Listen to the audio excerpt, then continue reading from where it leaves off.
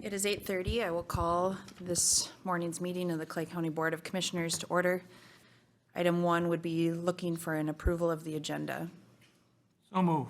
We have a motion to approve by Commissioner Gross Second. and a second by Commissioner Ebinger. A point of discussion, I just want to publicly recognize Clarice Schmidt for serving on the Minnesota Red River Valley Development Association for a substantial amount of time. Clarice has really served Clay County wonderfully in a myriad of ways. She's also served us on the Minnesota State Fair Board, and both her and Rodney have really always done their best to make sure that Clay County is represented well. So thank you to Clarice, as there's a new appointment of Jerry Arneson to that board. Any other discussion? All those in favor of the motion signify by saying aye. Aye. Opposed, same sign. Carried. Citizens to be heard. Are there any citizens wishing to speak on anything that is not on the agenda? I did, over the weekend, receive several emails from City of Moorhead residents to encourage us to look at masking policies within the City of Moorhead. That is not within our purview. That is under the City of Moorhead's board, but certainly appreciate the taking the time of reaching out. I think it's important that citizens continue to reach out. Steve, were there any citizens that had reached out wanting to speak? There were not, Madam Chair. Okay. In the board packets are the minutes from December 28th. Move approval. We have a motion by Commissioner Campbell to approve. A second by Commissioner Gross. Any further discussion? All those in favor of the motion signify by saying aye. Aye. Opposed, same sign. Carried. Item 2, our public health update from Kathy McKay. Staff. I'm sorry, I missed bills. You can come up while I do bills, sorry. We do have the payment of bills and vouchers. Move to approve. A motion by Commissioner Gross Second. and a second by Commissioner Campbell. Any further discussion? All those in favor of the motion signify by saying aye. Aye. Opposed, same sign. Carried. All right. Good morning, Madam Chair and Commissioners. Just pull up the PowerPoint here.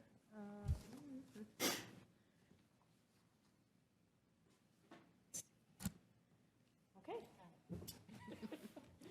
All right, so we'll look at our active cases. We're seeing a pretty significant increase in our cases all over.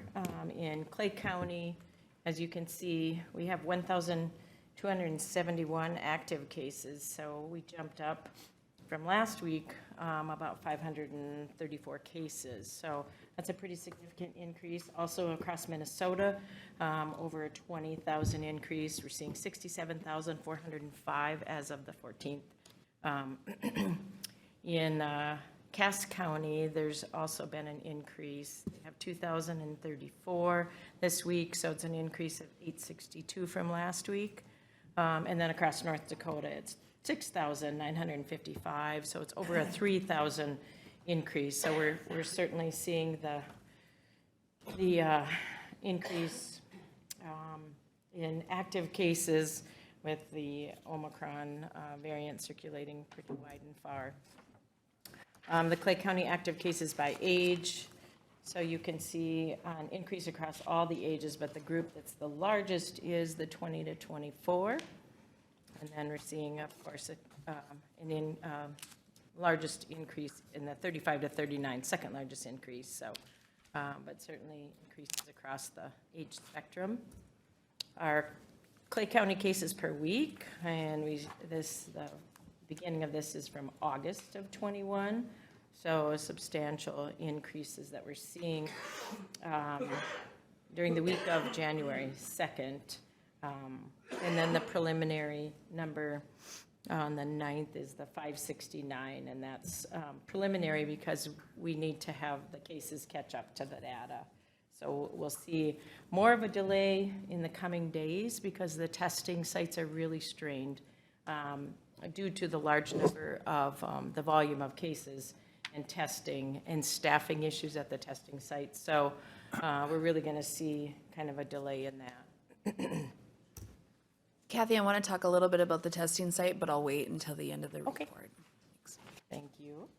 And then these are the trends. So at the beginning from March of 2020 and to date, and so showing at the beginning of the pandemic and the epi curves throughout the pandemic, case numbers nearly tripling, as you can see, January 2nd, the highest we've seen throughout the whole pandemic. Here's our cumulative cases by age. Total cases, 14,979 since March of 2020. And these are the cumulative ages. So again, the 20 to 24 at the top, the 30 to 34 next for cumulative cases. And then I'll turn it over to Becky. Good morning.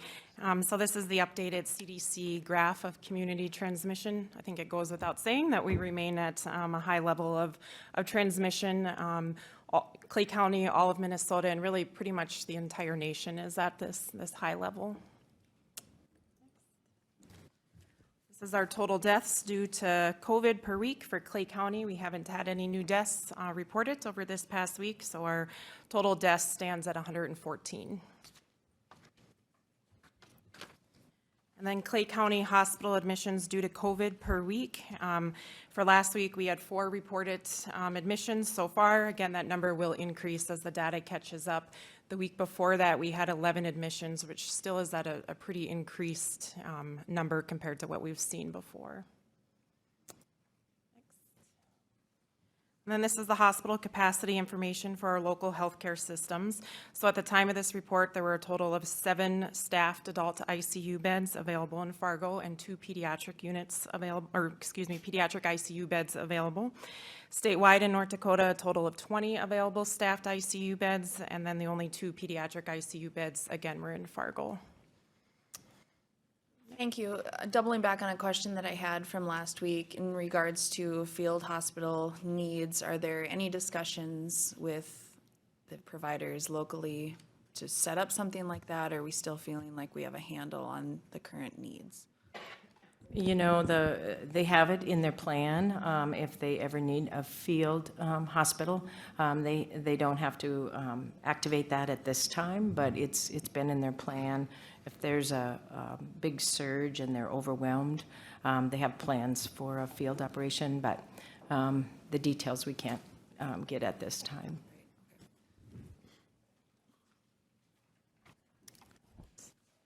And this is North Dakota hospitalization data. So these are patients that are hospitalized due to COVID currently.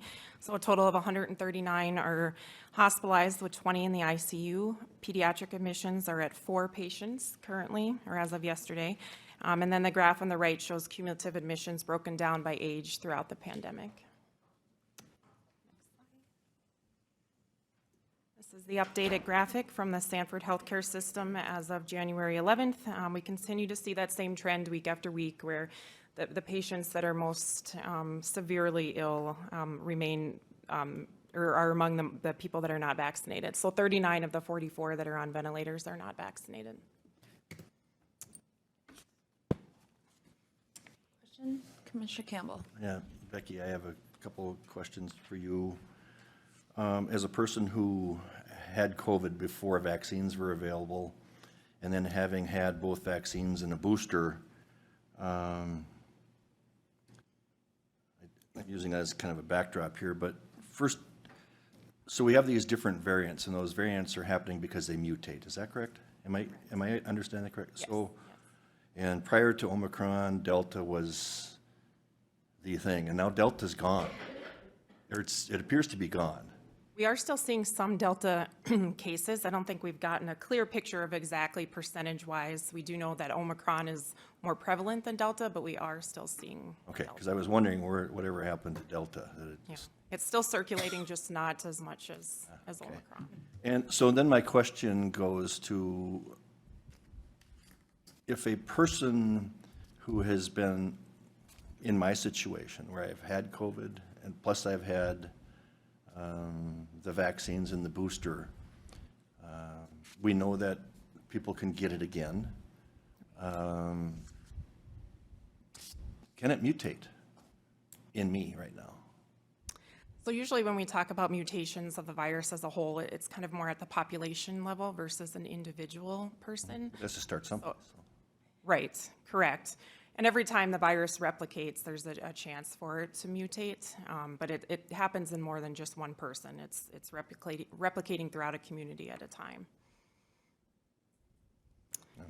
which it's very difficult to explain viral genetics. But for there to be a predominant strain that would circulate, it would need to have mutated in enough people over time. It's not a one person kind of a thing. Okay. If that makes sense. Kind of. Kind of. Okay.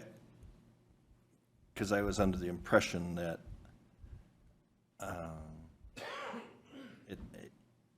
it has to be able to live inside of a person to mutate. Correct. So even if it mutated in you, let's say, it would have to be passed, you would have to pass it to another person for that lineage of that virus to continue on, for that variant to actually take hold in the So community. I guess my question goes back to, can it mutate in me? It probably could start. Yeah, I guess I Even can't though answer I'm that vaccinated, directly. because- I mean, I don't think you could ever, originate a variant back to one individual. It has to replicate and make mistakes and mutate several times and pass throughout a community before we have a variant that would take hold. Okay. Sorry, I don't have Oh, a no, better way to I'm explain just, that. this whole thing is a great big puzzle to me that Yeah, I just try to keep getting answers to, so thank you. And then the vaccine breakthrough reports, I left this slide on here, but the State Health Department did not update it yesterday because of the holiday. So I will update this later today. MDH will post the updated numbers after 11. So I'll update that, and then the report that is posted to our website will have that updated information.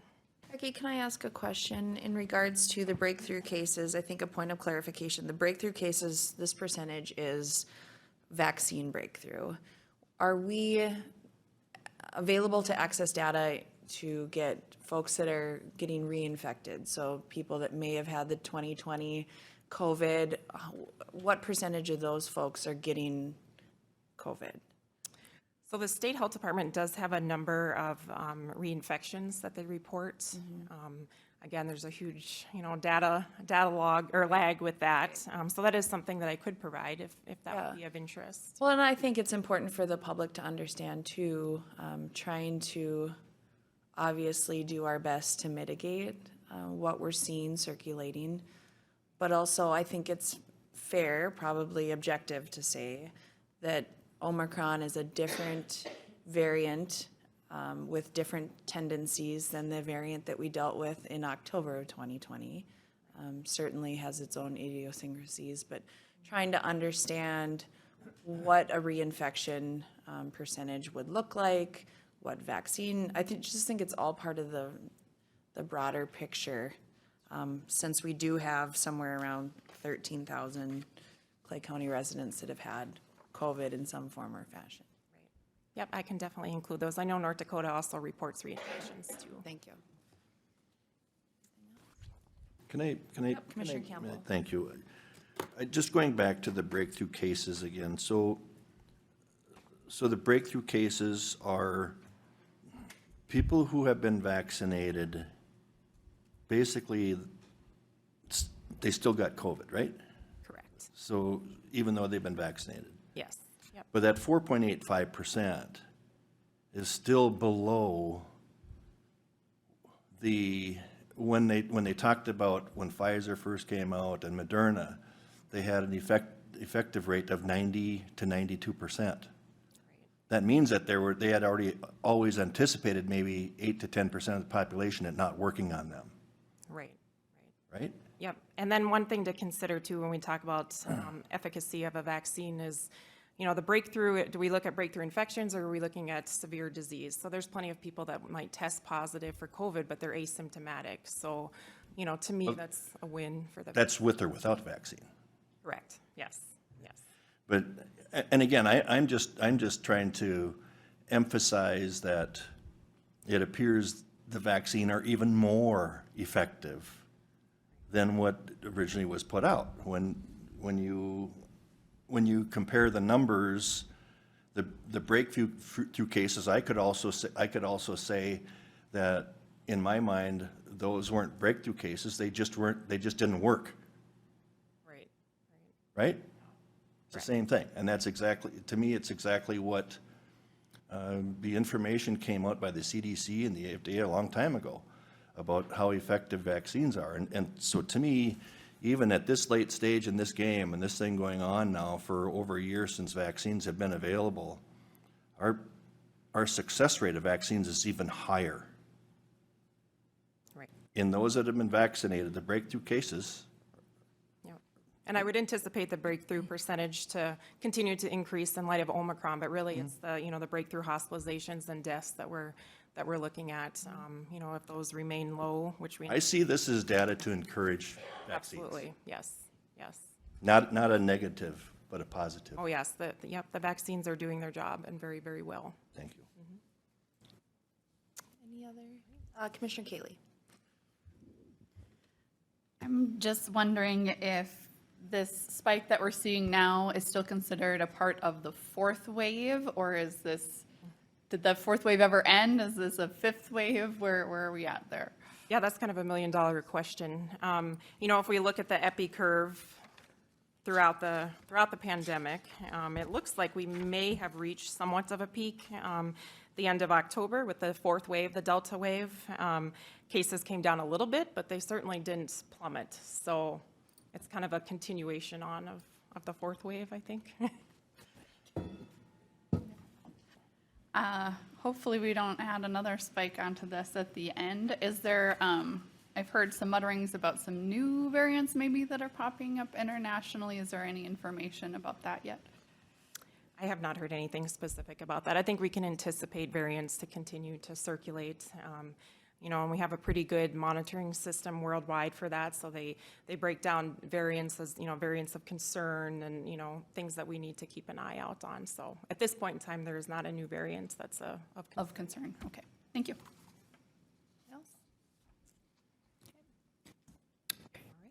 And then Jamie will talk about the vaccine data. Okay, well, we'll look at the statewide vaccine data as of January 12th for all those age 5 and over. And we didn't see a lot of movement this last week, so we are at 68.3% of the population that has completed the series, and we were at 68 last week. But we also have 68% of the Minnesota residents 5 and over that are fully vaccinated, and also we have almost 1.9 million who've had their booster dose, so that's the strong point.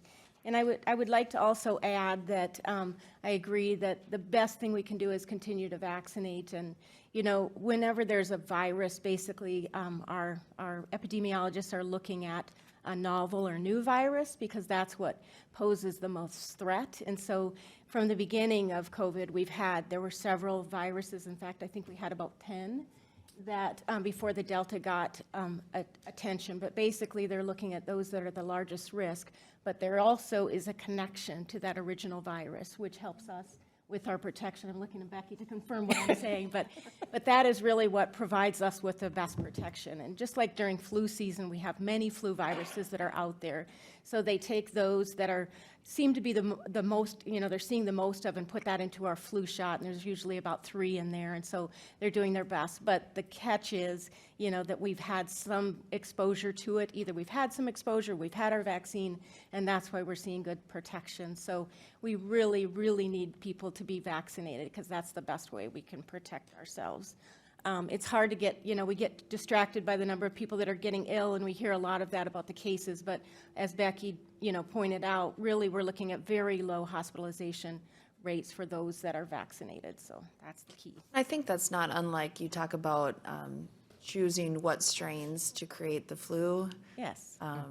vaccine out of. I've recall several times that what they choose, and, you know, I think they create it in the summer, and it makes sense for early winter illnesses, but sometimes in the spring, we're seeing mutations of even the flu virus to where the vaccine is not as great at protecting against some of those strains. So I think that's similar to what we're seeing here. And for those of us that aren't epidemiologists, try to piece together, like Commissioner Campbell alluded to, piece together our best understanding as we can. My question is, in terms of Clay County percentages, do we have a Clay County vaccine percentage? So a little over 59% of the population 5 and over are fully vaccinated in Clay County. Okay. 59%? 59, a little over 59% Completely vaccinated? fully vaccinated. And then, you know, I know, But that, no, And that's again, 5 if I and over. can- If I can, Commissioner. So that's only the ones we know of. Correct. Yes, exactly. But it's at least 59%. Yes. Correct. It could be higher. And I will say that we did hear from Minnesota Department of Health that they'd reached out to North Dakota again for another push to get vaccine across the border. So, I mean, hopefully that is a little bit more accurate than what it has been. But again, that 59% is of the 5 and over that are eligible for the vaccine. and so if that's completely over, I'm trying to remember back, those 12 and, you know, 5 through 12, has there been a month to where they could be fully vaccinated? I think we're still at the beginning of allowing those. So in terms of 12 and over, there should be a substantially larger percentage. Right, right. Correct. Yep. And we have done some second doses for those younger kids, Okay. so. So then we'll go to the next slide and look at Clay County Public Health. So the total doses administered by Clay County Public Health, 18,981, and it was 189 at our last clinic. So if we flip to the next slide, we have a breakdown as of last week. We had 2 clinics. We had the clinic at MSUM that we invited the community to, and then we also had a clinic in the Family Service Center again. So total of 189 doses last week, so that was up. We had first doses of 17, second doses of 13, and then 146 of those were boosters. And then the pediatric breakdown is just first doses with the 5 to 11, 4, and second doses 9, so. And then we have a clinic scheduled for this week, so if we can flip to the next slide there. So our clinic this week is in room 8 of the Family Service Center ITV room on Thursday, the 20th, from 10 to 2 for anyone age 12 and up, Pfizer and Moderna, and then from 3 to 5 for ages 5 and up. So anyone can come to that second afternoon clinic. And then Pfizer, and we've got Pfizer, and we also have, well, we just have Pfizer in the afternoon. And then there's a phone number on the slide there. If you need help or information, you can certainly call our hotline at 218-299-7204, or it's on the Clay County website. The clinics are listed there, and then the links to register. And then I also want to point out that every clinic we offer flu vaccines, so. Thank you. Let me talk about the testing data. Should we go to this? Okay, so for the testing site, just the Vault testing site, through January 2nd, and that's what we have, the data. So a total of 1,527 tests were completed that week, and then our positivity rate was at 25.81, so that's a huge jump in positivity for the testing site from the previous week. And then, yeah, you were going to talk about the Yes. testing site. So I want to thank you all for the report. This data is very helpful as we continue to get as much information out to the community as possible in regards to positivity rates, testing, vaccine availability, hospital capacity. I have had a substantial amount of conversation with leaders within our county, and specifically the mayor of Moorhead. Shelley Carlson and I are really concerned at the decreased availability in hours at our testing site. I know Kathy, and with collaboration with Desi Fleming across the river, you've really done a remarkable job at coordinating testing availability. And it's challenging when you have large employers who are trying to do their best to mitigate by having folks test. And I see the limited hours as problematic. I know of several cases of people who were getting ready to leave the community for a weekend that had gone in on a Thursday, and there were tests not available, both rapid and the other. People coming back into our community on Saturdays, basically to be turned away, or Sundays, excuse me.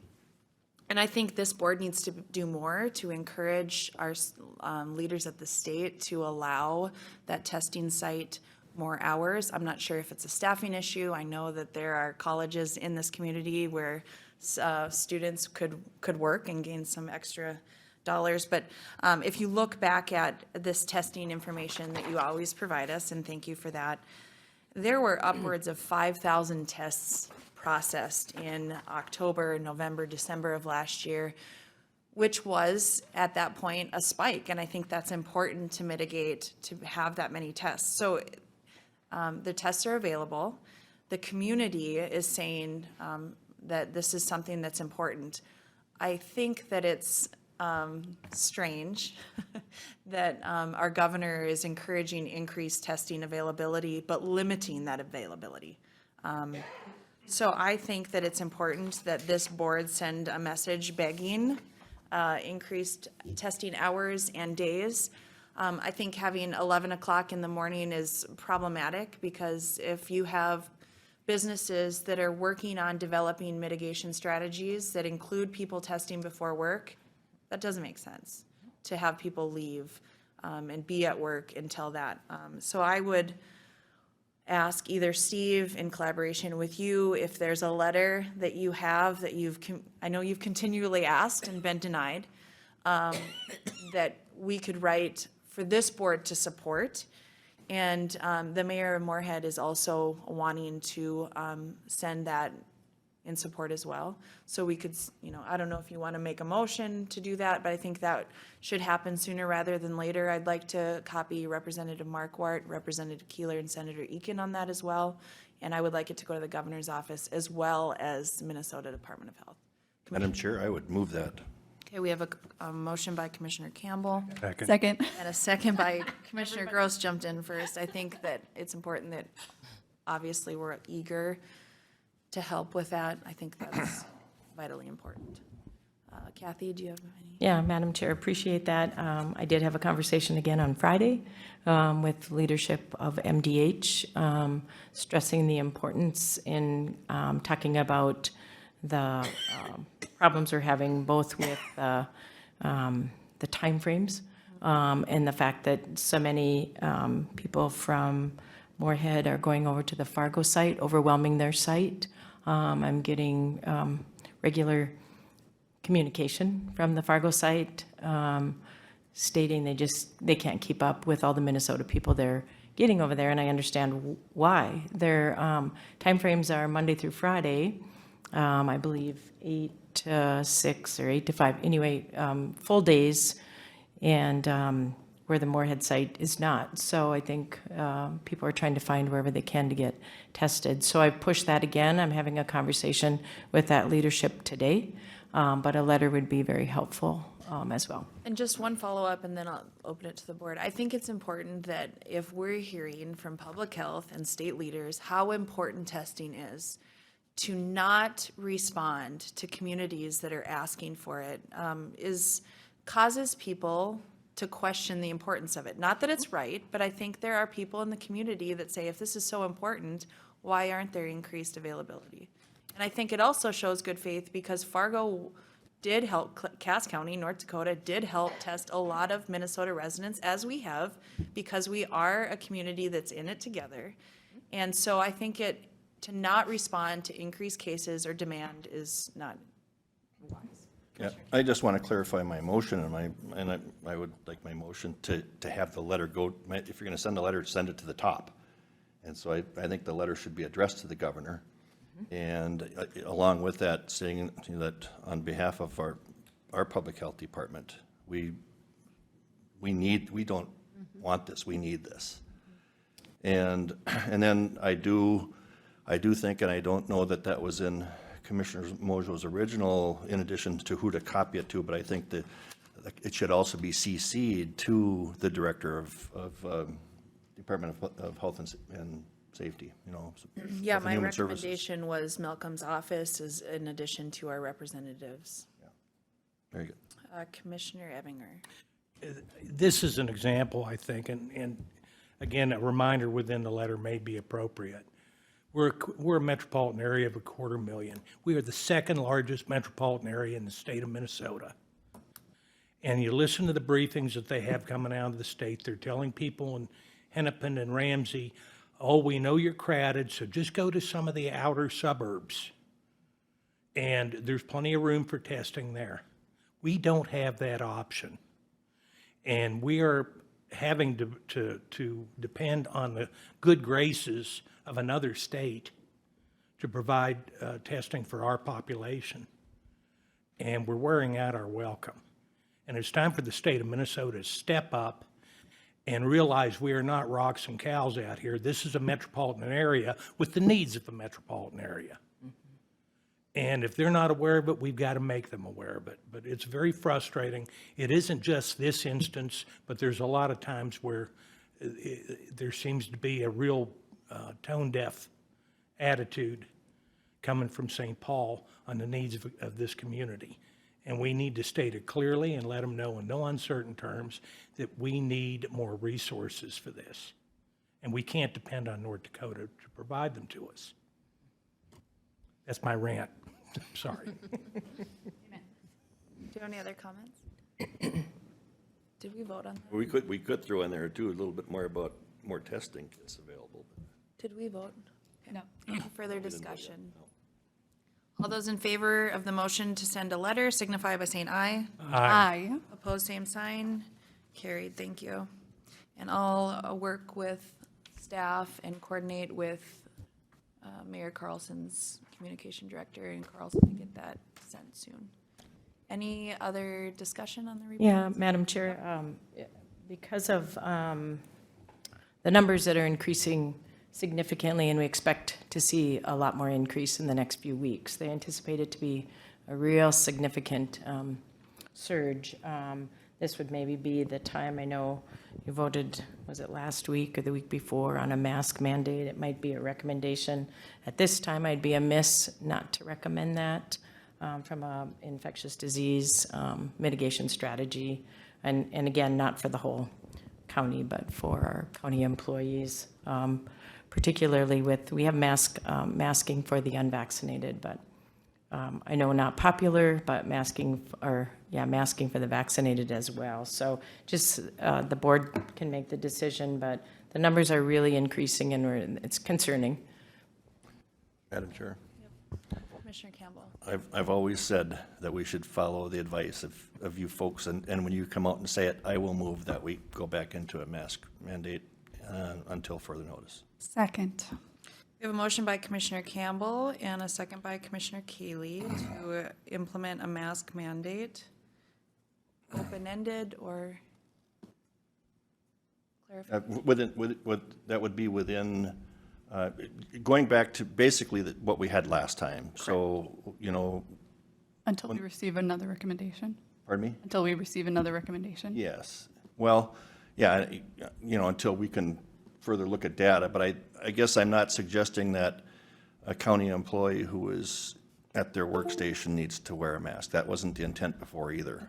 So it would be to follow the same type of a masking policy that we had before. That's correct. Okay. Steve, have we created a masking policy?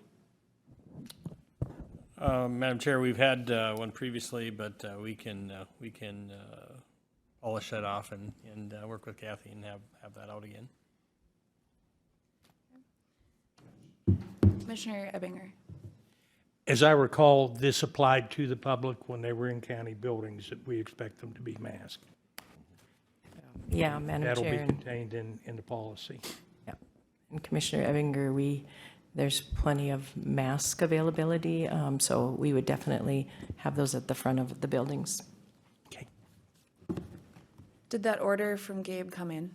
I know he'd made an order contingent on us Madam Chair, Commissioners, I believe that it did come in, yes. Darren, in regards to staff positivity rates, where are we at?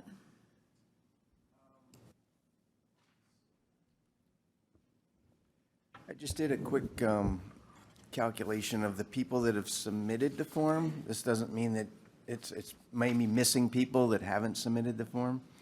But this year alone, since January, we've had 18 submitted, 4 that were not vaccinated, so a total of 22 Since January 1st? since January 1st, yeah.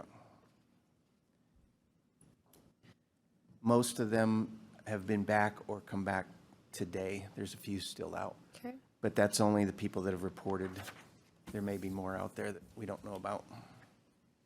Commissioner Campbell, effective when? How long does it take to get the signs up We could probably have them up by later this afternoon. and make it effective? Did people bring masks today? Make it effective tomorrow. That would be my motion, make it effective. Further discussion? I guess I would prefer it's effective this afternoon if possible. If we have people that are already at work and they didn't bring them, We do have them available in our buildings. What? my motion is tomorrow morning. Okay, that's fine. Okay. All those in favor of the motion signify by saying aye. Aye. Opposed, same sign. Aye. Carries.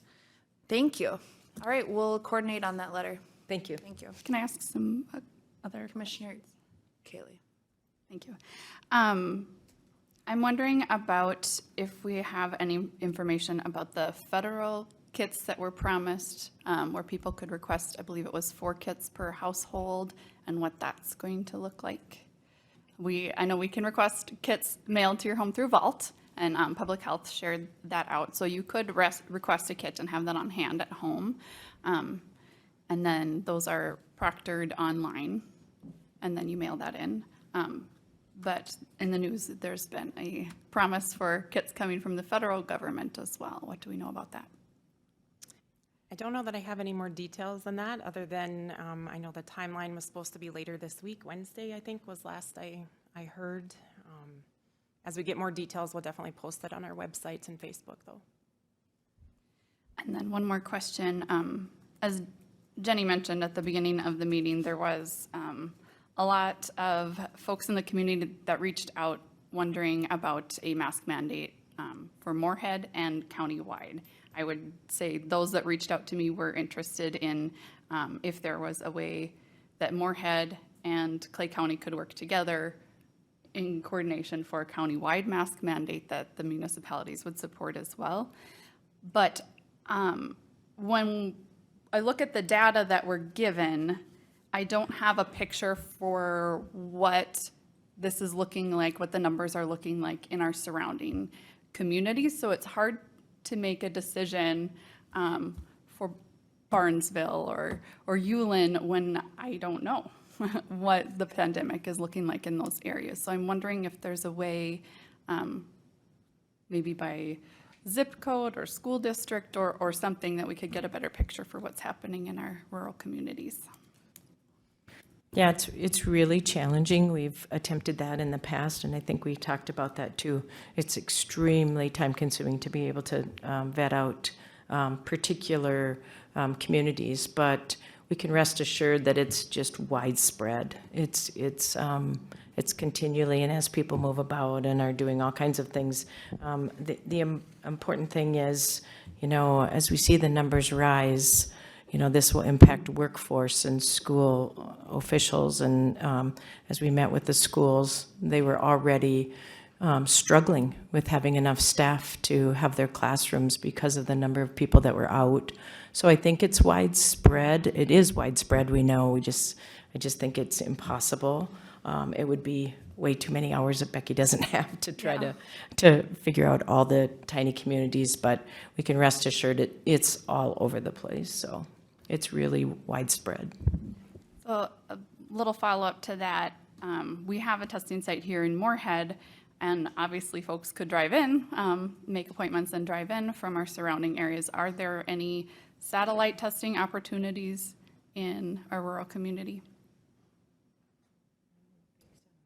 Not to my knowledge. Just the We vault. have some in the pharmacies locally, and then we do have quite a draw to this site as well. Fergus Falls was coming here, Becker County was coming here, Norman County, so there is quite a draw to that test site, which is, that's where we shop and go for healthcare as well, so.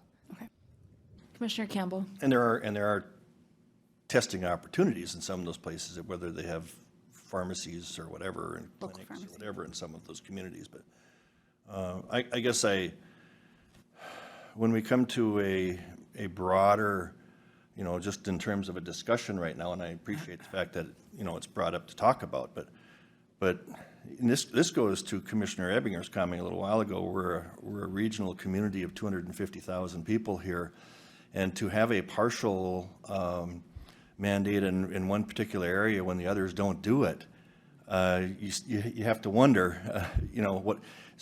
I think it's up to 60% of our population crosses the border every day to go to work. And so if they're not doing it, how effective is it? From the standpoint of doing a one citywide one or one countywide one, when the reality is 60% of our population, working population, let me rephrase that, of our working population works across the border on a daily basis. And so that's just food for thought. So. Commissioner Ebinger? Yeah, and just from a basic pragmatic approach to this has become a highly contentious issue. And if you mandate it, you've got to enforce it. Or it is simply going through the motions. And I don't know if enforcement is possible, frankly, community-wide. We can within our own facilities. We can tell people to leave if they don't abide by our protocols. But to do it community-wide, you're going to have businesses that resist it, and you can't put it on the businesses to enforce it. Law enforcement in this community is spread so thin, they're lucky to make the calls that come in on a 911 issue. I don't know the efficacy of going through a motion or the legislation, the process of coming up with an ordinance and then expecting the police to enforce it or businesses to enforce it. It's just, on a practical basis, it's a can of worms. And if you can't be effective, I don't know if it's something you want to open up. I think that is important. I appreciate that citizens reach out, but to preface, having 5 Moorhead residents asking for a mask mandate for Moorhead, I don't think constitutes having the other smaller cities within the community. I've certainly not heard from any other city leadership asking for much the same. I think that having served on the board last year, part of my struggle was having mandates from St. Paul mandated in Clay County when it was hard to know what the issue was on the ground. And so I appreciate that it should be more of a local approach. I do really struggle and will continue to say that I struggle with the enforcement piece of even having a Clay County facility mandate, and that is what it is. But, I think having a strong policy to determine when and if and how these should be implemented, I think will help us going forward. But certainly, I think this board understands the major need to communicate vaccine availability, testing availability, and I think that's our best. Any further? I can just, one more thing. Commissioner Campbell? Commissioner Mojo, just to follow up, but one thing in terms of why I made the motion on the county facility one, obviously the one priority to me was when I get a recommendation from public health, it's pretty significant. And I'm confident, based on what we know, the vast majority, I think, of our county employees are already vaccinated. I think that some of the numbers that we have show that. But what we never know of is the public coming in to visit with our staff. And that's the more concerning thing for me, is that we don't have that. And with this Even though it might not be as severe, Omicron, you hear it's not quite as severe, but it is still spreading. And hopefully we can get it, but that's kind of, just going back to my issue, I'm kind of concerned about the public coming into our facilities. And that we can deal with. Just to recap, our community, compared to these numbers, has seen a 1,396 increase in COVID cases over the last week.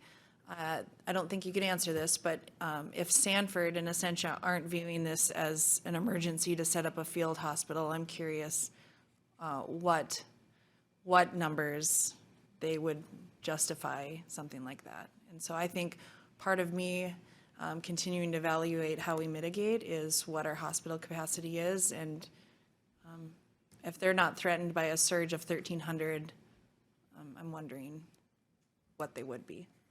Not that you can answer it. Madam Chair, I know that, and Becky's mentioned this before, that the hospitalization is a lagging indicator, so we may see increases, but they're certainly vigilant in their planning with their emergency management teams internally. We aren't privy to that information as of yet. Gotcha. Any other discussion? If not, thank you so much. Thank you. Appreciate it.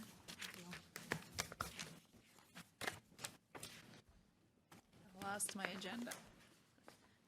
There we go. Sorry. Okay, item number 3 would be request for approval of resolution 2022-5 for general obligation bond proceeds for a construction project. Kathy McKay is still here. Troy, our detox director, welcome. Good morning, Pitch Madam this. Chair, Commissioners. As we previously disclosed to this board, Clay County Public Health was awarded a $5 million grant from the Department of Human Services for a building or constructing a new detox. And part of the process toward working toward a signed contract with the Department of Human Services is a signed resolution from this board. So today we are here to ask that this be signed and sent to the state in order to continue working toward a contract to secure these funds. Some backstory, Commissioner Gross and I have been on the detox committee for a long time, and this grant awarding is really the result of long-term tenacity and try, and this is not the first time that you'd submitted for a grant of this amount. I think we're ecstatic at the amount, and this board has talked about the importance of dealing with the detox needs in our community. It really is a regional approach. There's substantial conversations and planning that has yet to happen, but this is really the first major hurdle to secure funding. I think it's important that it's also noted, if this board down the road finds that this isn't something that we can do, this isn't something that we have the additional funds to come to the table with, we can walk away from this promise. But I think in order to get the $5 million, this is the first step. Commissioner Campbell. I just want to add something to what Troy said, and I don't think it's feasible, but the grant also allowed for not necessarily new construction, but remodel. Correct. The grant also included that language, but I just want the public to know that we will be looking at every avenue and not necessarily just new. Just putting that out there. So the grant also allowed for, even though I personally think that that is doubtful and highly unlikely to be able to do. But it did offer that opportunity. Correct, and we'll continue to explore all these options as we meet with our detox board and then present, that information, to the entire board. I think that, too, the needs in the community have been great. I think that you can probably speak to the needs being exacerbated during a pandemic. We've really seen some other areas of concern, and our hope is that with these dollars, we can better serve the people that are in the facility, possibly add some services and connect people with services that once they're not in our doors, hopefully have some strong pillars of support moving forward. Anything else? Can I get some Yeah, clarification? Commissioner Campbell? Yeah, so on the attachment B that we got, Kathy and Troy, there's a number of different line items on here, and are all of these part of this grant? I don't have that. I think that is the consent agenda for Okay, the that's, the public health contracts, I believe, because I don't, That's just, okay, that's in, agenda that's in the, consent. okay, that was B, okay, that was on the consent, I see, okay. I thought that was part of this grant, never mind. Okay. Any got my other answer. discussion, questions?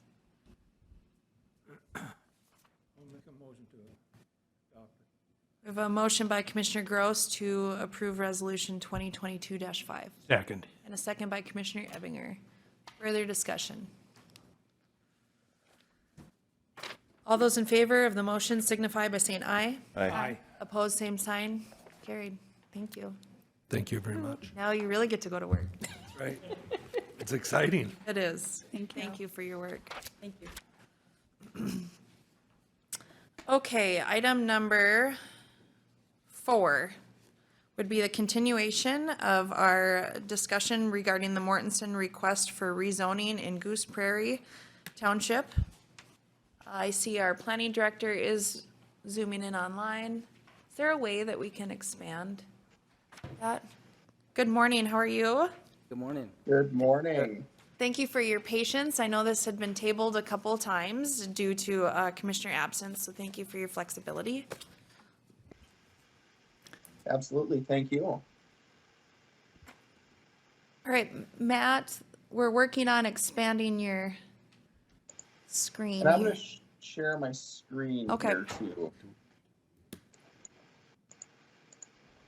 So in order to talk about this, it was not advertised as an open hearing, but we will have to remove it from the table. Correct. And I need a motion from the board to remove it from the table. So move. Motion by Commissioner Campbell to remove the item. Second. A second by Commissioner Kaylee. Any further discussion? All those in favor of the motion signify by saying aye. Aye. Opposed, same sign. Carried. All right. All right. Well, thank you, Madam Chair and Commissioners. We had this, a public hearing on this on December 21st. And due to there not being a full attendance by the board, a decision was made to table any decision till you had a full board. The reason for that mainly being that rezoning, zoning decisions, or any amendments to our official zoning map or our land development code require 4/5 for approval. And so there's a little bit of a higher bar for approval for these types of requests. I just want to remind you again, if you can see my screen, that the property in question is in Goose Prairie Township, and it is this parcel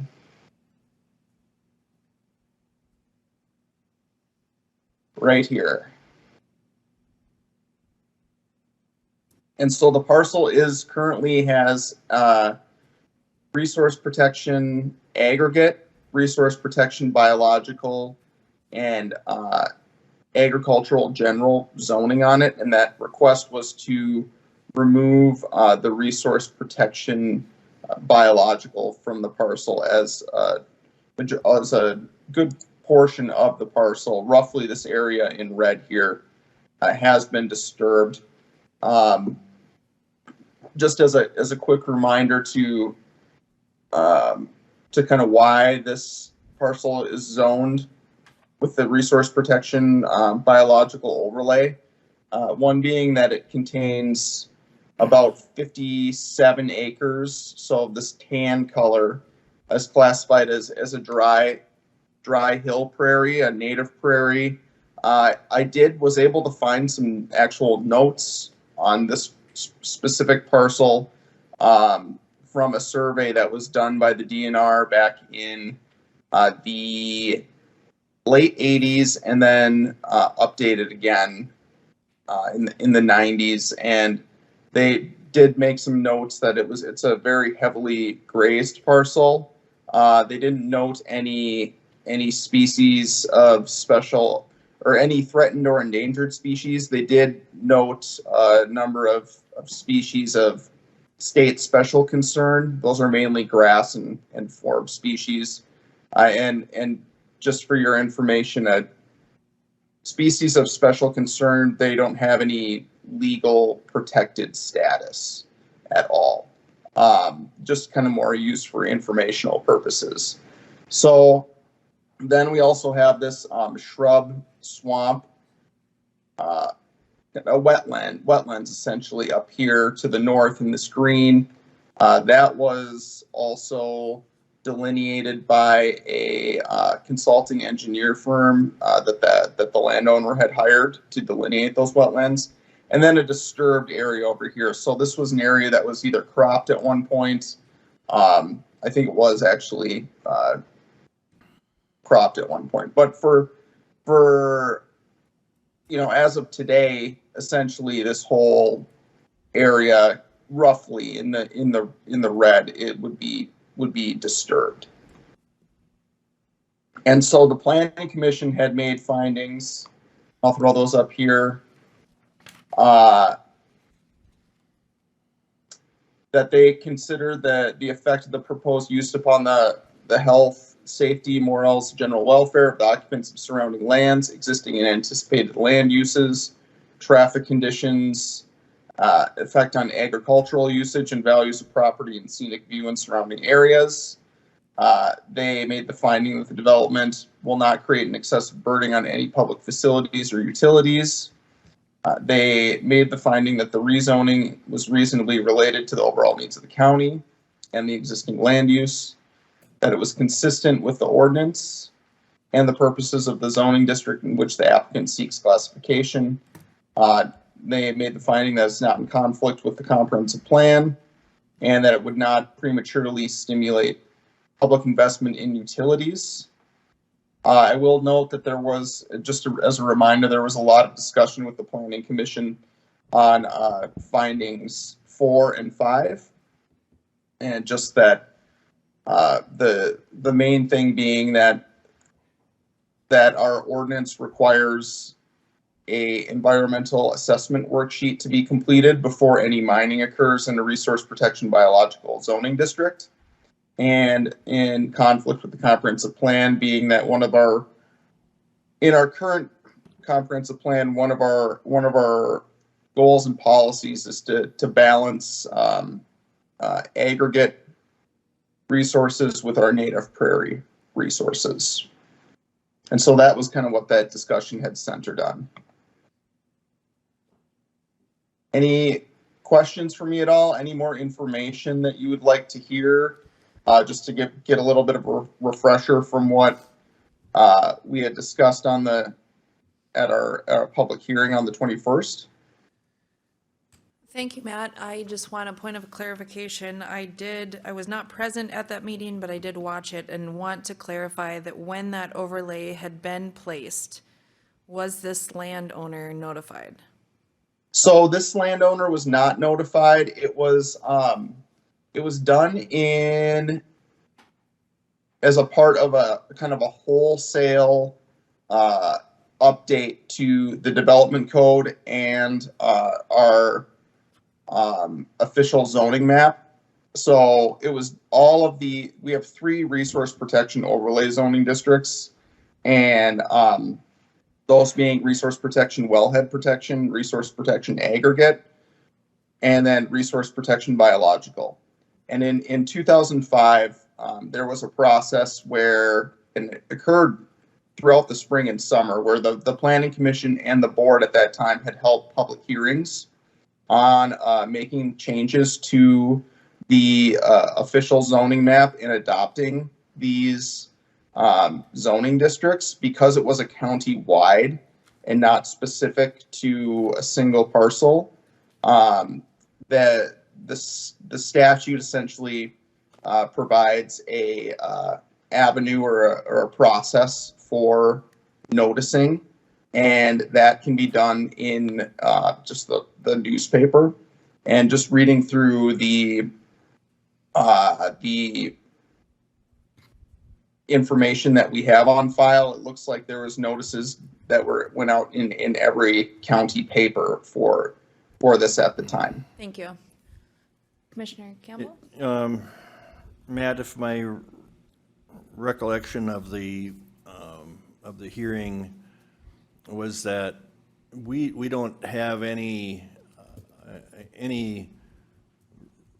rules or laws that would allow that would not allow that landowner to do what they want with that land, right? So in other words, even under the current policy with the bio, that landowner can till it up and do what he wants with it. Is that correct? For agriculture, that is correct. For any other types of developments, that we do have jurisdiction.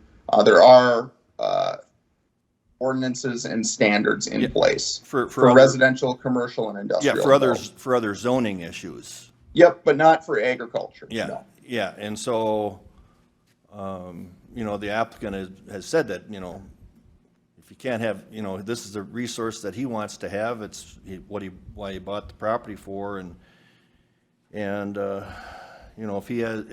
if he can destroy what's there anyway, it makes sense to us to listen to what the planning commission did and talk about the conditions that the planning commission had put on the app.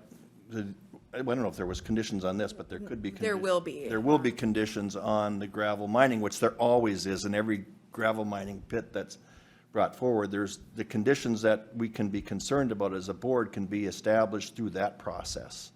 That's correct. So, but the whole idea in mind here that if we're concerned about this bio component of it, the biological component of it, and that landowner has every right to do what he wants from a MAG standpoint, from our standpoint, it becomes a moot point, I think. However, I would encourage, he has some other properties that he talked about that isn't part of this right now, and it would be nice to see that stay in its current. But that's, I think we can only deal with this, so. Yeah, I'll just show this. That's that, this used to be one parcel. So this was parceled off in an effort to have conversations about maybe doing some sort of protection within reason with the applicants. And that could be discussed at the planning commission, depending on your decision today. Commissioner Eminger? Yeah, just for clarification, we are talking simply about lifting the bio on the red zone and not on the rest of the parcel. If you were to vote to remove the resource protection biological, my recommendation would be that it's done for this disturbed area. This is not a precise delineation of what was disturbed, just because we don't have the most up-to-date satellite imagery. But I would recommend keeping the resource protection biological on this wetland complex to the north. So going to Commissioner Ebinger's point, though, so the area that you have outlined in red. Yes. That's the area that would be appropriate to move the bio protection area. Matt, is that a piece that's surveyed off? Is it identifiable? The landowner is saying yes. Yeah, I had it surveyed off Okay. what was it, 81? Yeah. 90 acres, 89, what was it, 91? You see Yep, where 91 acres, that yeah. whole deal got Okay. surveyed off. So that red area is the 91 acres? No, Nope, the orange area is the The orange 91 area. acres. so basically we're trying to do a split on the whole Yep. thing, obviously. Got it. Thank you. Matt, are we needing to do the facts of findings for this piece? I'll defer to our county attorney. My understanding in reading our code is no. You could just, but if you feel that there's anything that you'd want to discuss further, you certainly could do the facts of findings, but you do not have to. You could just accept what the planning commission is. Right. Matt is correct. I mean, you don't have to. I think he gave it to you to use as a guide if you ultimately wanted to, or to walk don't have through it. to help. Well, I think we Commissioner had Kaylee it had in a the question. original. Right. Commissioner Kaylee had a question. I just wanted a clarification. So the whole point in removing this biological overlay, should we choose to do that for this portion of land, is just to remove the requirement for doing that EAW, or, no, was it, yeah, environmental assessment worksheet, correct? Essentially, that's what would happen. Yes. And if I remember from the hearing and the planning commission's hearing as well, that environmental assessment worksheet is generally paid for by the company that's going to come in and do the mining, right? Not That necessarily. is typically Generally, how it Somewhat, works. Yes. correct. But in those cases, typically, a company is before us doing the hearings and application instead of the landowner. Yeah, and Madam Chair and Commissioners, in this situation, there's kind of a unique thing where an EAW was probably done 70% of the way. We had and it was just never completed. And so there was some investment into in EAW, and it just never got all the way complete. And so I think, and I don't think that to the landowner's credit, I don't think that's any that result is not anything to do with him at all. More so the folks who were working on that EAW. And then just a quick follow-up to that, can you briefly describe what the benefit would be of having an EAW for this land and moving forward? So an EAW would essentially, what that would do, it's not a decision-making document.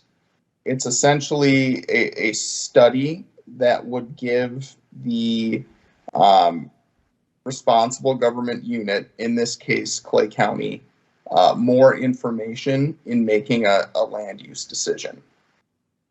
And so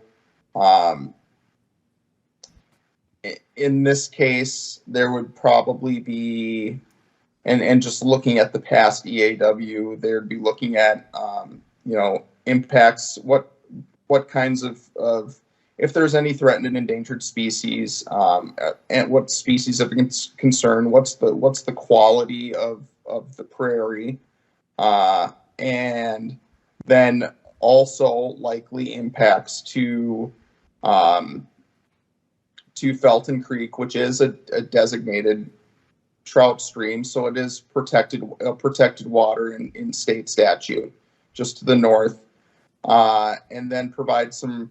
Also, it would take a look at cumulative impacts on surrounding properties, traffic generated, impacts to physical infrastructure such as roads, and so that's the kind of information that you would get out of an EAW, as well as maybe some information on how there will be a reclamation, what would be in like a reclamation plan for the project or anything like that. A lot of that we with regards to mitigation and reclamation, we do have our applicants provide that information in their permitting application. So do you feel with this partially complete EAW and the research that you've done that we have the bulk of that information for it would be the planning commission that would set the conditions for this permit going forward. Yep, that's correct. From the information that I have essentially with this parcel is it's been heavily grazed, probably overgrazed. There's a lot of non-native plant species in the parcel, even in the area that's in the tan. The best high-quality pockets of prairie are actually, this is a very hilly parcel, so there's some terrain, and all of the species of concern that were found are mainly on those steeper slopes, and some of those actually still exist within the disturbed area. And so that's kind of the general consensus there. There's a depth to groundwater. I don't know the exact number, but it's not like you're going to dig 10 feet and hit water, especially as you go further to the south. So that might, keeping above the water table would be important for mitigating any impacts to Felton Creek to the north. Yeah, that's kind of the broad overview of kind of the current condition of the parcel from a natural resources perspective. Anything else? Further board comments?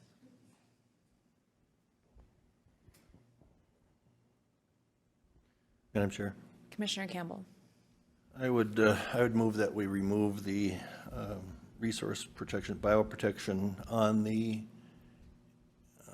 what's the number of acres that's within that orange area? This orange area right here. Yes. Approximately, We don't know exactly, but I dug up about 67 acres. yep, he dug about 60 up. The whole parcel size is about 91 acres. I guess my motion would be the delineated area that's within the proposed application. Second. Okay, we have a motion and a second to remove the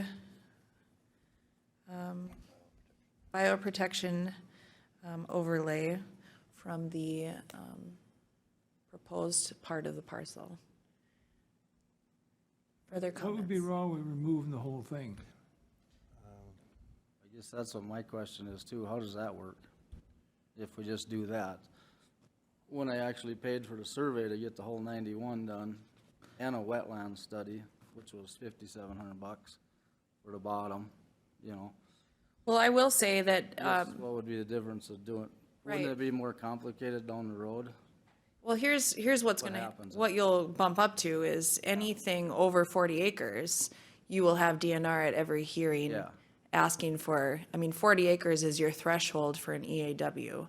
So I think that, We're not doing that. We're not yeah, going over so that's what will end up happening. So I think giving you the access to the delineated portion will allow the company that you're working with to figure out where best to open up the mine, and then you go from there. But I guess what I'm saying is down the road, 20 years from now, when maybe we mine out this red area, and then we want to go a little more Yeah, in this 91, right. then what? Well, that'll happen. We've seen that with older pits that are Oh, but then do we have to 38 go through acres. this again? Well, to get then, the rest of it? so what will happen is say this passes today. Yeah, And then you go to the planning and zoning and say, hey, this is what I want. If you want to do an EAW and ask for a 61 acre mine, no, we're not planning on doing that. right, but that's what I'm saying is will end up happening if you say we're gonna take 38 acres of this parcel, create a mine, go from there, go for the life of it. When it's exhausted, then you'll have to determine to reclaim the pit, and then you can go forward and maybe mine additional parts of it. I think Matt can chime in possibly. Right, okay, but then my question is, after that, so after we exhaust the 57 acres that you wanna, you know what I'm saying? Then what? If I can. Commissioner Campbell. If I can. So even in some of the other, and I haven't been part of the planning commission, but I've followed a lot of the permits and stuff that have happened. And even when you go within the delineated area to do your mining, you're gonna still have requirements and stipulations put on your ability to do it within those areas that are gonna be time sensitive. In other words, you're not gonna have a period of infinity to operate without those conditions being reviewed. So regardless, and typically, in the last one I've seen, I think I've seen the last gravel pit where I sat in for Commissioner Mojo on a planning commission. I believe the time frame that was allowed for those conditional permits was 15 years. So, and I would assume that within a 15-year time period, if the planning commission were to take that same kind of a time frame, you're not going to mine beyond, I can't imagine you mining beyond what's in that delineated area in 15 years. Right, but I'm talking 30 years from Yeah, well, but 30 years from now, you might have to go back and redo the bio thing. Okay, that's what I'm wondering. Have that removed. Yeah, that's what I mean. But you're getting it, if the vote goes to, you're getting it done on this. I was misunderstanding. I didn't know you were talking about the piece that we're not removing the bio on. I mean, further down, years from now. And I think that the decision today is probably an understanding of, not an agreement, but, a compromise to understanding that you do have the flexibility to till up all of it if you wanted. But I think I don't what. plan on doing that, but. Right, but I think that's what we're saying, is this is a compromise to understand that if we give you this piece, then it will keep the protection piece on the other. Yeah, and that's, right, I see what you're saying, but I guess, yeah. It's not denying You know what for I'm the saying? future. No, okay. I think it's probably Still gotta get baby the steps. bio pulled off the rest of it though, at some point. Right. Additional comments from the board? In reading, having been present at that prior meeting and in reading the minutes from the last hearing, I feel that the facts of findings were well mitigated and addressed. I certainly know that there will be more discussion that happens at the planning commission level should this pass today, in terms of addressing any needs that both parties have. Any further discussion?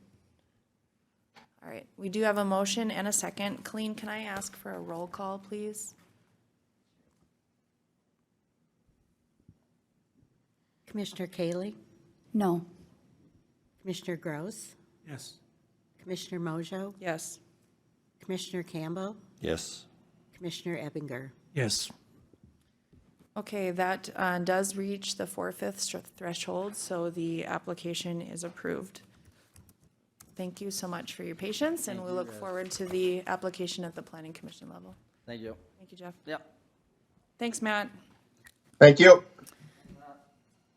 Item 6 is our request to move forward and award item 5, request to move forward and award the bid for the power plant generator.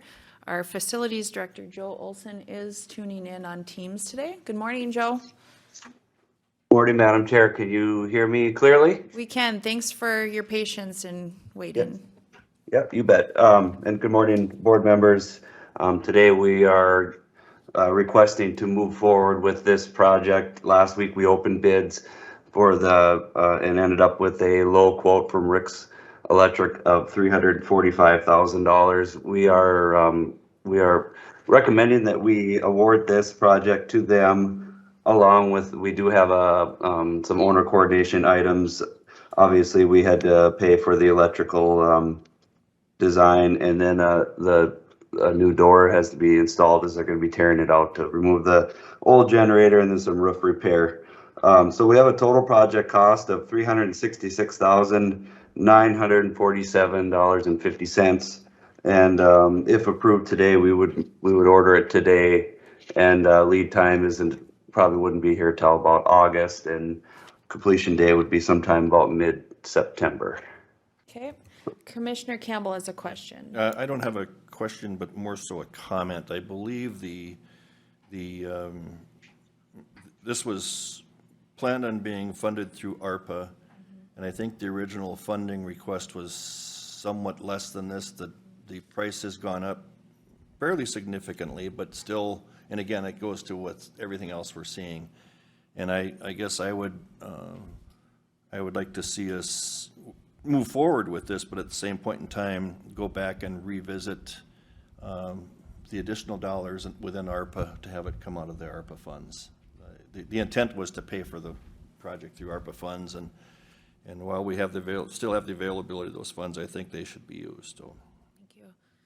I agree. That was part of my question, Joe. I know that, I appreciate that you reached out, seeing that bids had come in higher than our estimate. I know you reached out to get a better handle as to why we were seeing increases, and certainly those are justified in regards to the trends that we're seeing nationwide for supply issues. But I didn't know if you wanted to comment any further on the increases.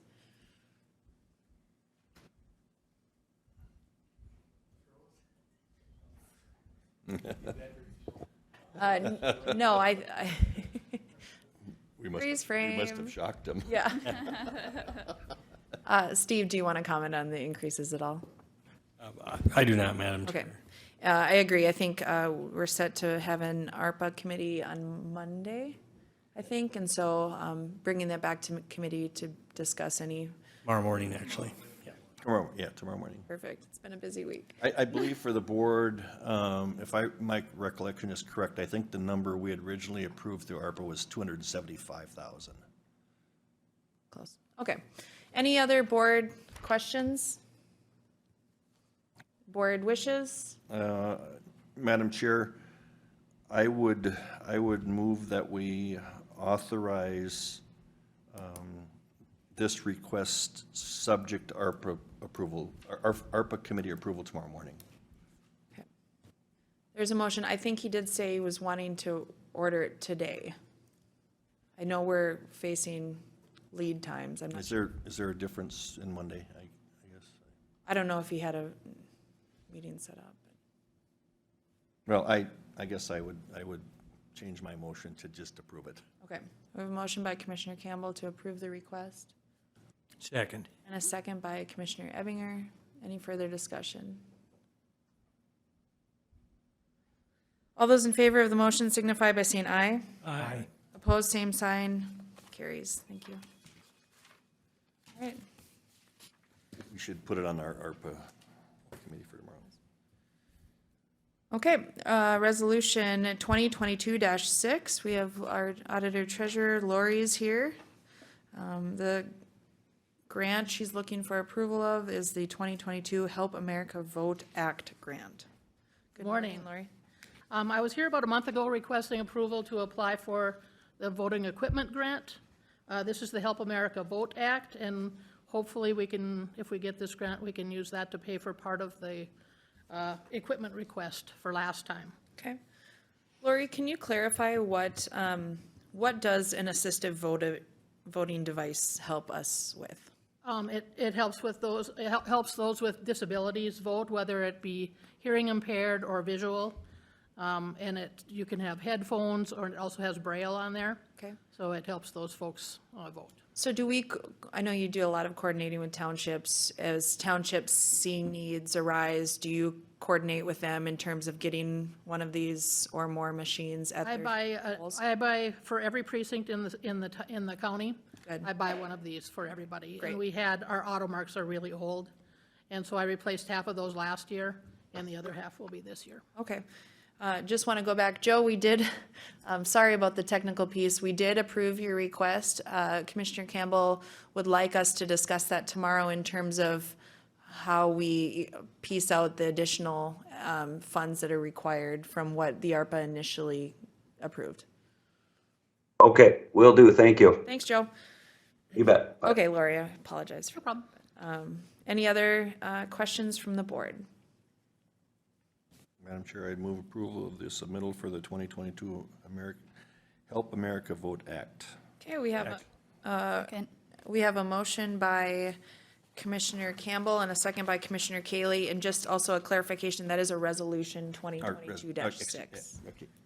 And that goes with the motion and second. Okay. Any further discussion? All those in favor of the motion signify by saying aye. Aye. Opposed, same sign. Carries. Thank you. Thank you. Item 7 is yours as well, a request to fill a vacancy for deputy auditor.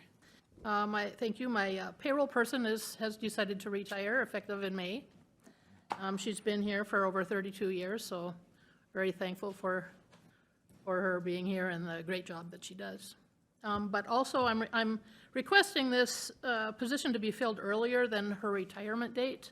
We're getting a new payroll, and our first live payroll will be in April. So I'm hoping to get this new person on starting hopefully February 22nd.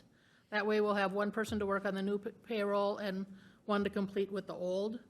And even with the new person coming on in February, it still would be a savings of about $3,400 over the budgeted amount that I have in for 2022. Okay. Well, I know we're sad to see this leave. I did a fantastic amount of work for the county, and so we're appreciative of her time here. I like that your proposal includes a little bit of overlay because of the new system coming in. You hope for the best, but sometimes those can be problematic. So I hope that this can help us go off without a hitch. Commissioner Campbell. Madam Chair, I would move the request, and I would also include backfill Yes, if it please. was Thank you. needed. Okay, we have a motion to approve the request with a backfill option. Second. Second to the motion by Commissioner Kaylee. The first was Commissioner Campbell. Any further discussion? All those in favor of the motion signify by saying aye. Aye. Opposed, same sign.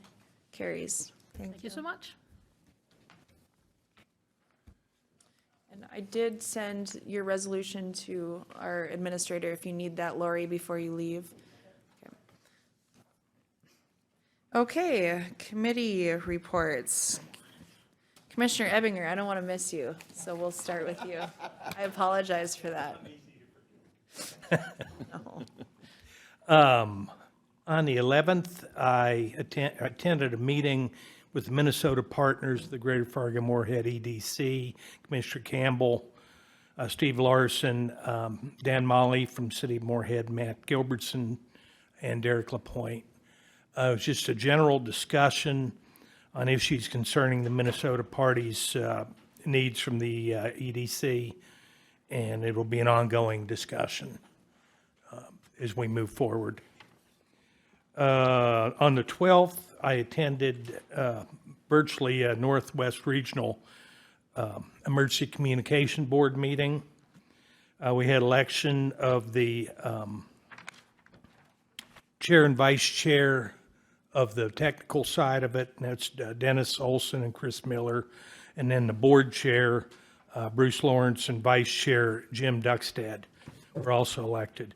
We appointed the committees, and I was selected to serve on the legislative committee with Jim Duckstead from Marshall County. On the 13th, I attended the Beyond the Yellow Ribbon meeting.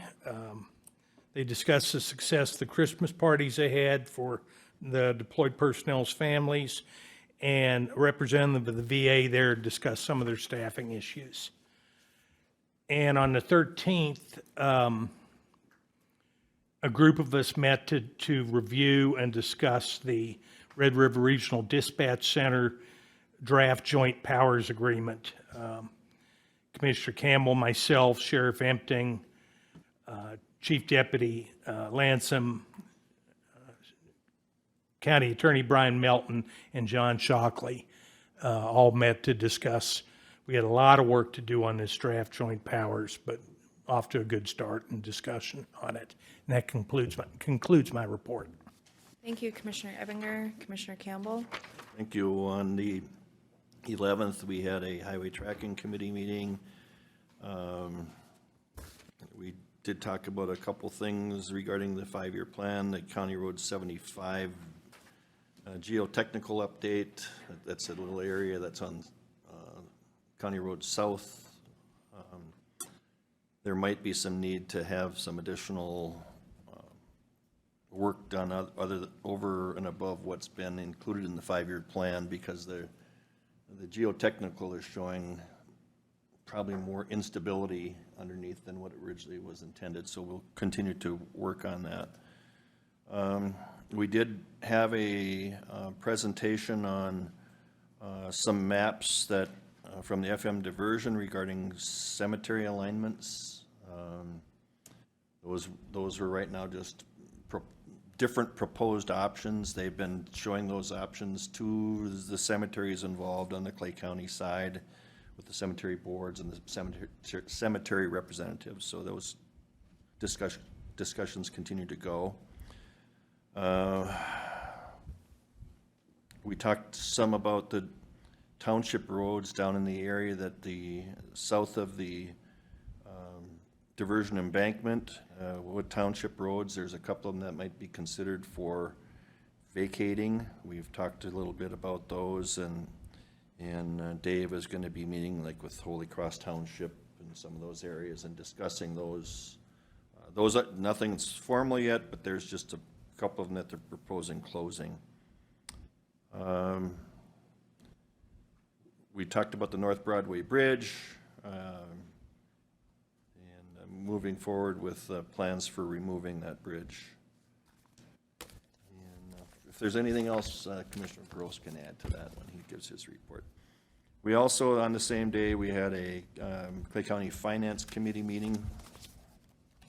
Excuse me, that was on the 12th. We had a Clay County Finance Committee meeting. It was just basically to get together to start reviewing what current projects we have and what future projects might be coming forward, and you know, we talked about issues relating to the new potential detox facility, and you know, Commissioner Mojo had requested this meeting, and I think it was good for us to get together and to start to make plans for how, when you do these things, to plan for how you're going to pay for them. So, but we have determined that we have to get some more information in order for that committee to come back. We had a Personnel Issues Committee meeting on the 13th, and a lot of it had to deal with the vaccination and testing mandate that was through OSHA, and it's my understanding now that the Supreme Court has overturned that, so as of now, that becomes a moot point. Isn't it, Brian?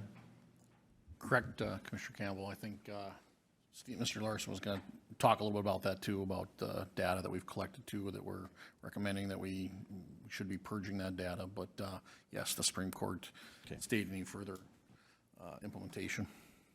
And then we also discussed a little bit about, if you recall back, when we approved things, we had made a change to the furlough program, and I think there's going to be a recommendation coming back that we go back to the original furlough program. I think, Darren, you're maybe looking at that next week or something, or coming next week? Okay. And then we received an update on some detox union negotiations. On the 13th, I also attended the meeting that Commissioner Ebinger talked about regarding the dispatch with our Minnesota partners involved with that, and the draft JPA, which does need a lot of work. And I just want to point out, I want to make a comment here that about the diversion authority, you know, for the public, Project Financial International is a organization that recently gave the diversion P3 project an international award, naming the P3 the Deal of the Year internationally.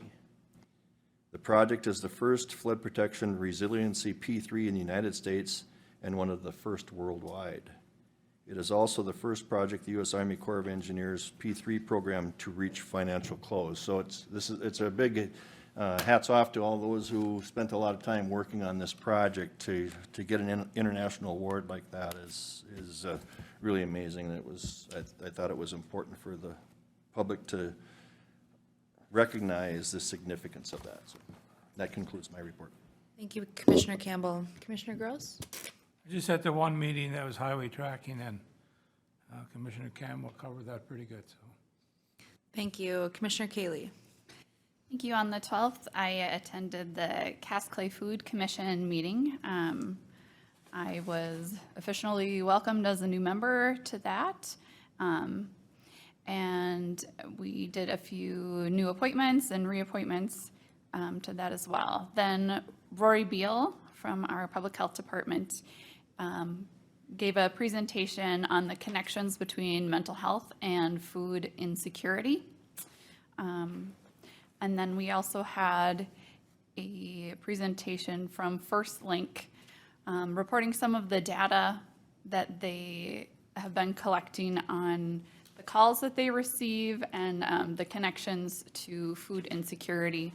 They shared how many times that they point somebody to a food bank, a food basket, vouchers, different types of things. It was really interesting to see the number of folks that are calling in and needing food resources in our area.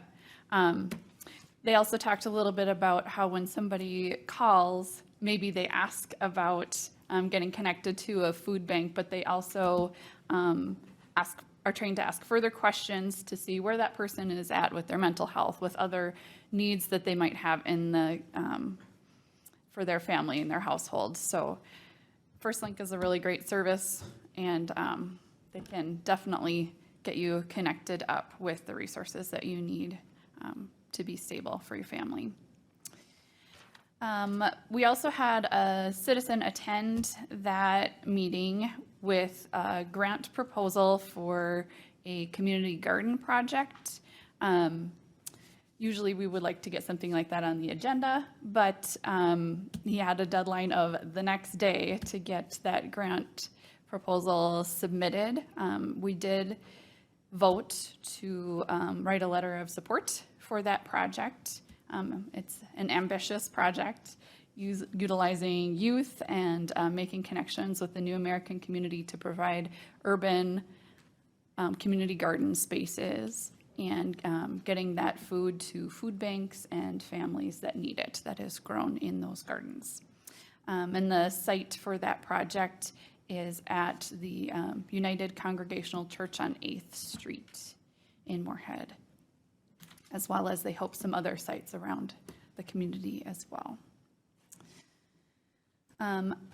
That same day, I did also attend the drug court graduation. It's always such an honor to attend those. The folks that make it through that program put in a lot of work, and it's really encouraging to see how they have really turned their lives around by the end of that program. I'm really glad that we support that. Later that day, I had a meeting for the Early Childhood Initiative, a subcommittee that's planning the Kids Fest event. We talked about timing and locations and kind of hashed out what our plan is moving forward with doing that event again this year. Last year, we had moved it outdoors at MB Johnson Park. Traditionally, it's always been at the Moorhead Center Mall. And that event is connecting families up with all kinds of resources and agencies that they might need, targeting the littles, families with young children in the area. So we're going to look at doing it outdoors again, and more information on that as that develops. I believe that concludes my reports. Thank you. Thank you, Commissioner Kaylee. Last week, I attended the SWCD committee meeting. It was their first meeting of the year, so they took care of a lot of their first of the year business items. They have been dealing with some vandalism of the SWCD vehicles, catalytic converters being cut out, gas lines being cut out. They're working on some MCIT claims and talking about possible issues to either add cameras or fences, but having to deal with that on top of all the other issues that they deal with. They are having their crops update this morning at the TAC venue and continuing to give reports on their annual conferences. That board is quite active statewide, and I think it benefits their programs greatly. I attended the Facilities Finance Committee meeting last week. As Commissioner Campbell had noted, I think that there are many steps that are waiting to happen, but needing to have some groundwork conversations. Certainly this board supporting that resolution this morning is a first large step in Clay County securing that grant funding in upwards of $5 million. So I appreciate this board's support on that, but I think it's important to maybe gather some more information, and with that Facilities Finance Committee, making sure that we plan all of our needs as best we can in terms of addressing the financial input that will need to happen for those facilities to go forward. I also had a conversation with Red River Communications. If you recall, that board had come to us. They're a service provider of broadband in Clay County. They have an area in Barnesville that we had approved sending a letter to deal with a map error that had been submitted on a grant. So many times Commissioner Gross and I on the Minnesota Rural Counties Board has talked about broadband being such a need in all of the state.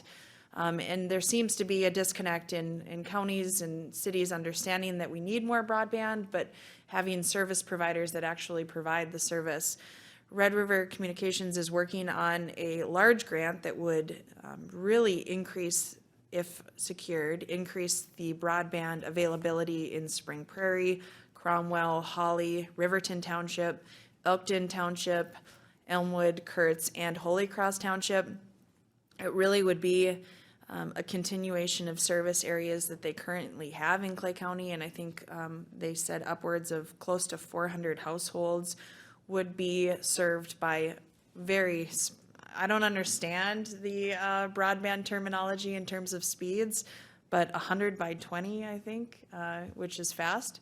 It probably means my kids can all stream Netflix at the same time without banging on floors because the internet bumps off. But anyhow, they will be sending postcards out to those identified households to run speed tests. I think it's would be helpful if you do receive that postcard in the mail to fill out the speed test information. It will be quite helpful as they apply for the grant, because there are a lot of areas in Clay County that not only are served by very slow speeds, but almost classified as no service. So we're hopeful that that could be a great partnership for service going forward. I also attended the PIC committee meeting. A lot of discussion about OSHA and how we would have mitigated that regulation. I think just because that goes away doesn't mean that we're not interested in continuing to keep the public and our clients as safe as possible from any public health issue going forward. So good discussion, even though 2 hours after that meeting that ruling had come forward. Also, a note that the intergovernmental retreat that was scheduled for Friday, January 28th, has been postponed to a later date. I know that Colleen had registered us for that, so keep an eye open and ear for when that will be rescheduled. I did have a lot of conversation this week with Mayor Carlson in regards to COVID issues, but also had conversations with Eric Dawes from AE2S in regards to farmland, future possible disposal for the diversion authority, and what our policy is in terms of organic land. I know that has always been a struggle, trying to hear from our residents what we think would be the best plan for that going forward. So I think you'll have further conversations at the DA board regarding that. But there's one other thing I'm missing here.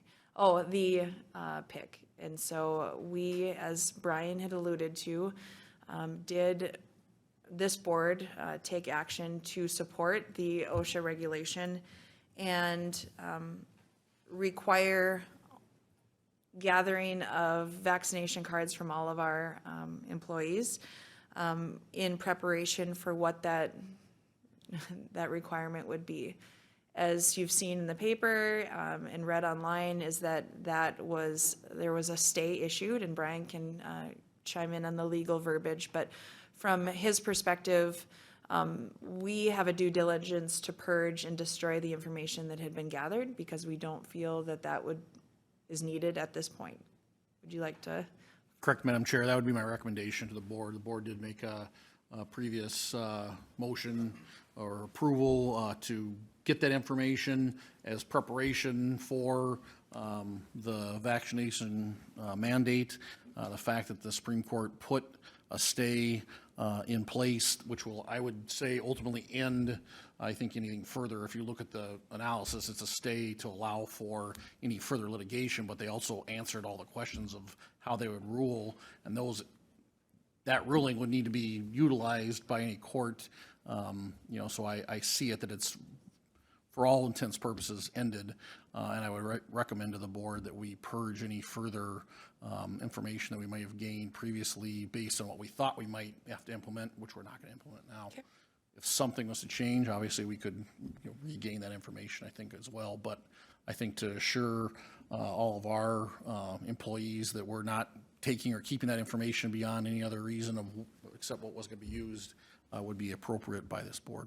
So to clarify, is that the cards themselves or the information gathered in the questionnaire in terms of if you're vaccinated, unvaccinated? I think anything that the HR gained was a scanned version of that, so I would just expect that we would purge that scanned information and everything that was contained within that card.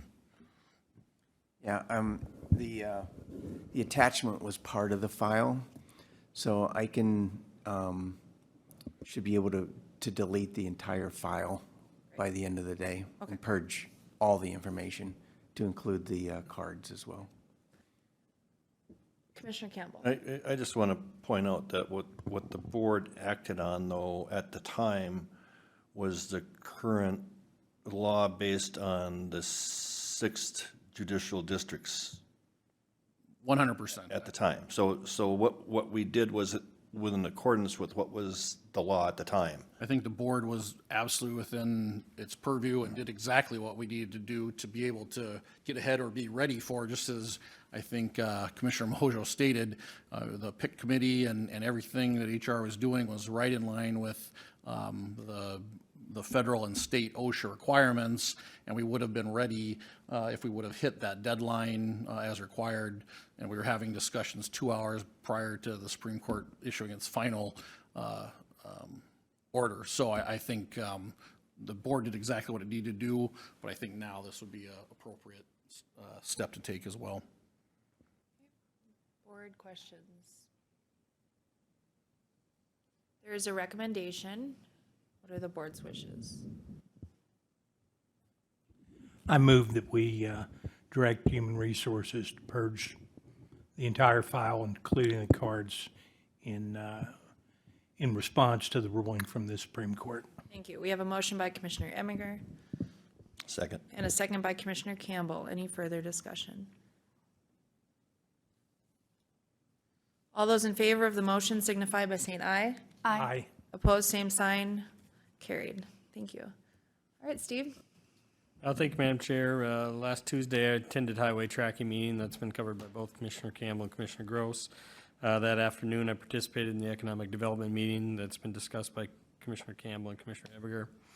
We had county management on the 12th. We talked about COVID updates. We had, at the time, the ETS and also ARPA funding. That afternoon, I participated in the Facilities Finance Committee that's been addressed by Commissioner Campbell and Commissioner Mojo. That afternoon, I met with Troy Amundson in regards to the Clay County Detox Grant that was addressed this morning.